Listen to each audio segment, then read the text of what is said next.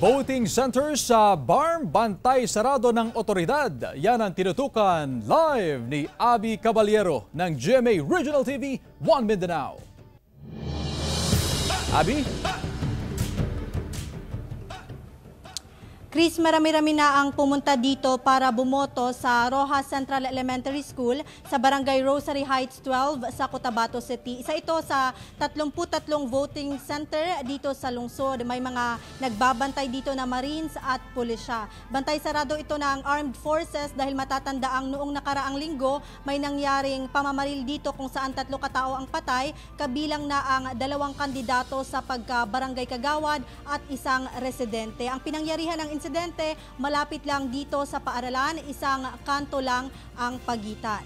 Ito rin umano ang dahilan kung bakit nag-back out ang mga 12 guro dito na magsisilbi sana bilang electoral board. Pero may mga guro pa rin na andito ngayon na nag-a-assist sa eleksyon.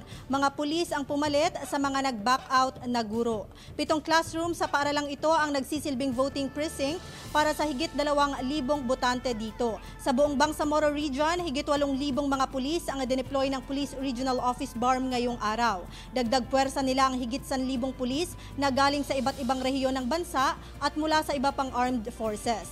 Samantala, pasado alas 6 kanina, may naiulat na insidente ng pamamaril sa Barangay Bugawas, Dato Udin Sinsuat sa Maguindanao del Norte. Sa impormasyon mula sa pulisya, 2 tao ang patay na kinilalang sina Juhaymen Ube at alias Mistake. 4 naman ang sugatan na sina Muhalidin Sulaiman, Jeric Alon, Nasrudin Salik at Harong Tating. Sa ngayon, natukoy na ng pulisya ang pagkakakilanlan ng 4 na responsable sa krimen na sina Romar Abbas, Keds Lidasan, Michael Abbas at Teng Kapaya. Habang kinikilala pa sa ngayon ang iba pa nilang kasamahan. Chris, nangyari umano ang naturang insidente ng pamamaril bago pa man nagsimula ang eleksyon sa naturang barangay. Lumalabas din sa investigasyon na posible umanong papunta sa kanilang voting center ang naturang mga biktima. Sa ngayon, nagpapatuloy ang hot pursuit operation ng otoridad at inaalam pa ang motibo ng naturang pamamaril. Chris. Maraming salamat, Abby Caballero ng GMA Regional TV 1 Mindanao.